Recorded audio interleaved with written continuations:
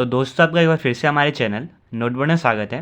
तो दोस्तों आज की इस वीडियो में हम क्लास 12 हिंदी का जो सैम्पल पेपर है सेशन 2023 और 24 के लिए वो डिस्कस करने वाले हैं।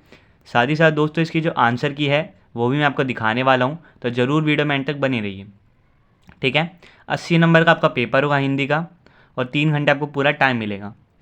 दो आपके दोस्तों पेपर में जो सेक्शन होंगे दो होंगे, खंड आ और खंड ख ब दूसरा। ठीक है, अ वाला जो है दोस्तों इसमें वस्तुपरक क्वेश्चन है यानी एमसीक्यू वाले क्वेश्चन है।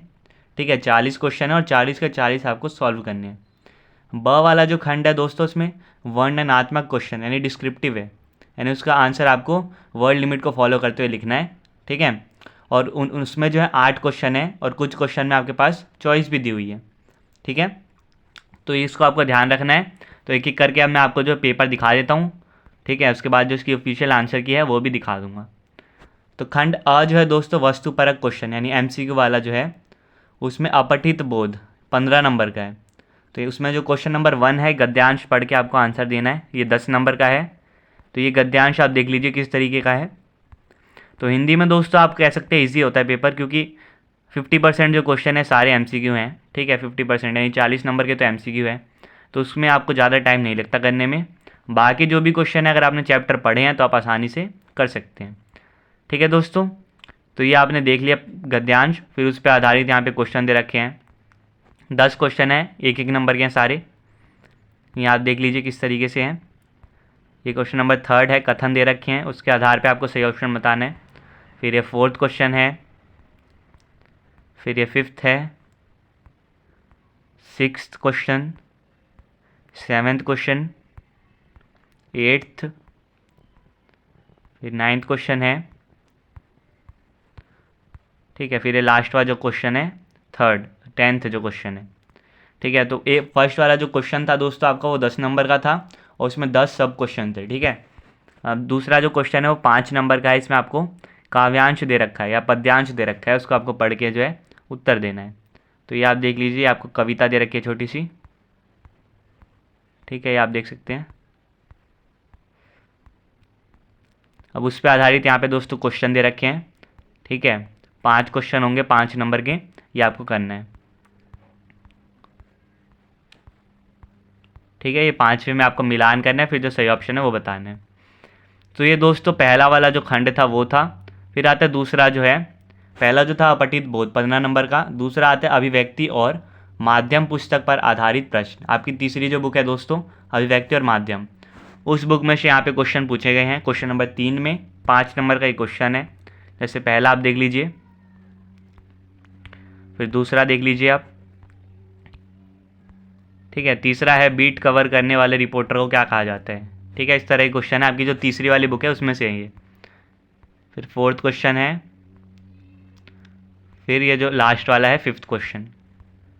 ठीक है, फिर जो आपकी दूसरी जो पाठ्य पुस्तक है दोस्तों आरोह भाग 2, उस पर आधारित इसमें क्वेश्चन है। ठीक है, 10 नंबर का है ये। तो इसमें क्वेश्चन नंबर जो 4 है वो 5 नंबर का है, इसमें आपको एक काव्यांश दे रखा है। फिर इस पर आधारित यहाँ पे 5 क्वेश्चन जो आपसे पूछे गए हैं। ठीक है, आप देख सकते हैं कि कथन कारण वाला भी क्वेश्चन है इसमें। फिर इसी में दोस्तों 5वां जो क्वेश्चन है वो भी 5 नंबर का है, इसमें भी गद्यांश आपको दे रखा है और उस पर आधारित क्वेश्चन पूछे गए हैं। ठीक है, आप क्वेश्चन देख लीजिए, एक एक नंबर के हैं सारे क्वेश्चन। ठीक है, इसमें मिलान करने वाला है। फिर जो आपकी दोस्तों पूरक पाठ्य पुस्तक है वितान, उसके भाग 2 पर आधारित इसमें क्वेश्चन है, ये भी 10 नंबर का है। तो प्रश्न नंबर 6 देख लीजिए। ठीक है, इसमें 10 क्वेश्चन होंगे, बुक में से होंगे, आपकी जो टेक्स्ट बुक है। ठीक है, उसमें से आपको उत्तर देना है, ये आप देख लीजिए।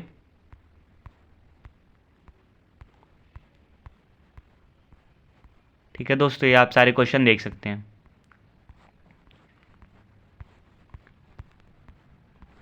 फिर आता है दोस्तों खंड ब, यानी अभी तक जो आपने देखा वो सेक्शन ए था यानी खंड अ था, जिसमें सारे एमसीक्यू क्वेश्चन थे एक एक नंबर के।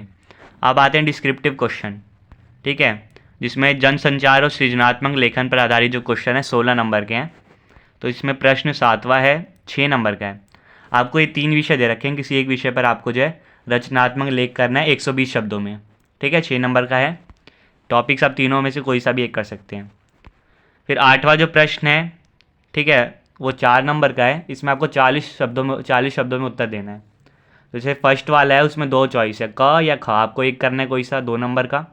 सेकंड वाले में भी चॉइस है क या फिर ख, दोनों में से एक करना है, ये भी 2 नंबर का है। ठीक है दोस्तों। फिर 9वां जो प्रश्न है, इसमें आपको 3 में से किन्हीं 2 प्रश्नों को करना है, 60 शब्दों में उत्तर देना है। ठीक है, 60 वर्ड्स लिमिट है आपकी।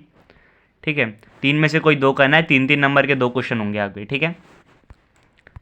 फिर जो है दोस्तों आरोह भाग 2 में से आधारित इसमें क्वेश्चन है। जैसे क्वेश्चन नंबर 10वां आप देख लीजिए, 3 पार्ट है, 3 में से आपको कोई 2 करने हैं, 3-3 नंबर के होंगे और वर्ड लिमिट है 60 वर्ड्स। ठीक है। फिर 11वें में भी 3 है, 3 में से 2 करना है, 2-2 नंबर के होंगे, यानी कि 4 नंबर का ये हो गया और वर्ड लिमिट है 40 वर्ड्स। फिर 12वां जो है दोस्तों, उसमें भी 3 क्वेश्चन है। ठीक है, 3 में से आपको कोई 2 करने हैं, 3-3 नंबर के होंगे और वर्ड लिमिट है 60 वर्ड्स। ठीक है। फिर 13वां है, इसमें भी 3 में से 2 करना है, 40 वर्ड लिमिट है। ठीक है, और 2-2 नंबर के होंगे। फिर जो आपकी पूरक पाठ्य पुस्तक है वितान, ठीक है, उस पर आधारित क्वेश्चन है इसमें। ठीक है, 3 क्वेश्चन दे रखे हैं क्वेश्चन नंबर 14 में, 3 में से आपको कोई 2 करने हैं। ठीक है, और वर्ड लिमिट वही है 40 वर्ड्स। तो ये दोस्तों आपका पूरा पेपर था, ये आप देख सकते हैं अच्छी तरीके से मैंने आपको दिखा दिया। अब इसके जो दोस्तों ऑफिशियल आंसर की है, यानी किस आंसर का क्या, किस क्वेश्चन का सही आंसर क्या होने वाला है, ठीक है, किस तरीके से आपको आंसर लिखना है, वो सारी चीज़ें अभी आपको पता चल जाएगी। ठीक है, तो चलिए मैं आपको इसकी आंसर की है वो दिखा देता हूँ। तो दोस्तों अभी जो आपने क्लास 12th हिंदी का जो पेपर देखा, सैम्पल पेपर, उसी की ऑफिशियल मार्किंग स्कीम है, तो इसको आप ध्यान से देख लीजिए। ठीक है, अब सारे आंसर आप एक एक करके देखते जाइएगा। जैसे प्रश्न 1 जो था आपका अपठित बोध वाला, 10 क्वेश्चन थे जिसमें, तो उन सभी के यहाँ पे सही आंसर जो हैं लिखे गए हैं। दूसरा जो प्रश्न था दोस्तों पद्यांश पर आधारित था, अपठित बोध था वो भी, उसमें 5 क्वेश्चन थे, उनके आंसर यहाँ लिखे गए हैं। तीसरा था दोस्तों अभिव्यक्ति और माध्यम वाले क्वेश्चन, तो उसके भी 5 क्वेश्चन थे, उनके आंसर यहाँ लिखे गए हैं। चौथा था जो आपकी बुक में से काव्यांश आया था, उस पर बेस्ड यहाँ पे 5 क्वेश्चन थे, उन सभी के आंसर देख लीजिए। 5वें में दोस्तों गद्यांश से रिलेटेड थे क्वेश्चन, उन 5 के आंसर यहाँ पे आप देख सकते हैं। 6ठे में दोस्तों जो आपकी पूरक पाठ्य पुस्तक थी सेकंड वाली, उस पर बेस्ड यहाँ क्वेश्चन थे। ठीक है, 10 क्वेश्चन थे, उन सभी के यहाँ पे आंसर आप देख सकते हैं। फिर आता है दोस्तों वर्णनात्मक प्रश्न, यानी जो डिस्क्रिप्टिव थे, जिनका आपको वर्ड लिमिट को फॉलो करते आंसर देना था। 7वां जो प्रश्न था दोस्तों 6 नंबर का था, जिसमें आपको 3 में से किसी एक विषय पर जो है रचनात्मक लेखन करना था।